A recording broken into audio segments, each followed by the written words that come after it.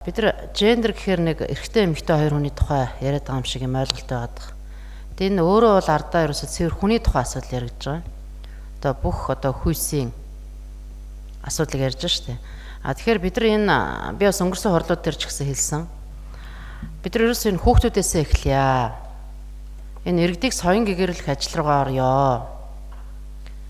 Маш олон энэ өсвөр насныхны үед үтэнгийн дээрлэхэлд, дарамт, гэмт хэрэг, зөрчил. За тэгэл өсвөр насныхны жирэмсэлт гэх мэтчлийн асуудлууд байгаад байна. Тэгэхээр бид нар энэ үр дүнд суурилсан асуудлуудаа хөөж явахгүй болвол хүний асуудал гэдэг чинь өөрөө ингээд уушгимд хаягдаад байна. Байшин барилга маш их барьж байна. Авцсан мэн төгжрөл ярьж байна. За дээрэс нь утаа унаараа ярьж байна. Тэгээ бид нар хүний асуудал маань, иргэдийг соён гэгэрүүлэх асуудал маань, бид нар хүүхдэд зөв өсгөн хүмүүжүүлэх энэ асуудал маань хаана гээгдээд байна вэ гэдгийг бас олж харах цаг болсон. Тэгээ яг сая энэ гендрийн нийслэлийн энэ салбар хорооны бас гишүүдийнхаа нэрсийг бүгдийн сая дурдлаа.